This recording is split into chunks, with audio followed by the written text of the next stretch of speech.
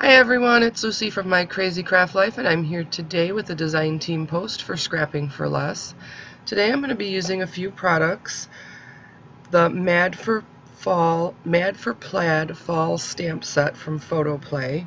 I'm going to be using Darice glitter sticky sheet paper in gold, and then I'm going to be using the Knock on Wood 6x6 inch petite paper pack from Lawn Fawn. So I wanted the leaves to be done on the gold glitter paper, but I really couldn't stamp on top of all of the glitter. So what I decided to do was I stamped the back side of the sheet, I scanned it into my scan and cut, and then had this flipped over the piece of glitter paper so that the glitter side was up on the scan and cut, and then I just let it cut out the images from there. Then I stamped a couple of the other images from the set, the fox and the little acorn. I also stamped, and I had forgot to do this when I did the original leaves, but the acorn leaf I'm not going to use or to have. I'm just going to cut that off of the stamped image, and I cut that out of the glitter paper as well. So I did do a little bit of Copic coloring here on the fox and the acorn. There's nothing too fancy. Now you can see I'm using orange on the fox. It's a very light orange, but when I color foxes, I like that orange kind of background color, and then I just go over it with the browns. I just think it gives it a cool look. So I always just completely color the areas that are going to be brown on a fox with that orange undertone. So like I said, it just kind of peeks out there and it gives it that little bit of orange undertone or reddish undertone for the foxes. And just in general, I like how that looks. So like I said, there was nothing fancy here. I didn't even bother to color the leaf because I knew I was going to be cutting that out. I used a couple dies from a Karen Bernstein die set. It's actually a Rockin' Rectangle pop-up, but I liked the frames that came with this set. The card I'm making is an A2 size card, so it's 4 1/4 by 5.5 inches. I have a brown card base from my stash that I'm going to use.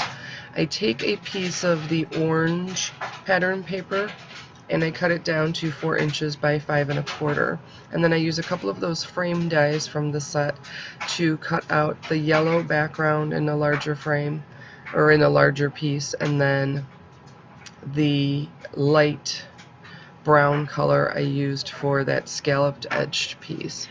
And like I said, I just like how they line up and it kind of frames around there. And then there was another turquoise piece that was just kind of cut to the perfect length of 4 inches so that I could kind of put that in the background, and I decided to put that right in the middle. And then I played around a little bit on what I was going to do. I wanted to use the Happy Thanksgiving stamp sentiment that came with the stamp set, but I wasn't sure how I was going to fit it with what I decided to do, and I ended up being able to fit it in that front panel that I'm going to use on the card. So it ended up kind of fitting there perfectly with the fox and the little acorn. And I love how the leaves came out with the gold, and I think it just kind of gives it the perfect amount of sparkle and I guess a little pizzazz. But I ended up deciding to put that right directly kind of in the middle of the card, and I just put kind of in a swag pattern on the top right corner and the bottom left corner, the leaves in that pattern around it. And then I did pop up with some foam tape the fox image. I did not pop up the acorn. I wanted that kind of in the background, and then I put on that gold leaf that I had cut off of that image. And then like I said, I just kind of played around a little bit to figure out what the placement I wanted, and I decided to kind of put them in that swag form across or over the card.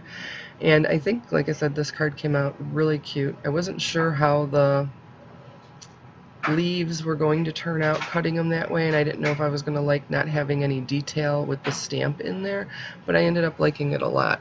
And I think it's a good way to get the most out of your stamps by using it in different ways that maybe you wouldn't always think about. The glitter paper does get glitter everywhere, so you do have that as a thought when you're using it.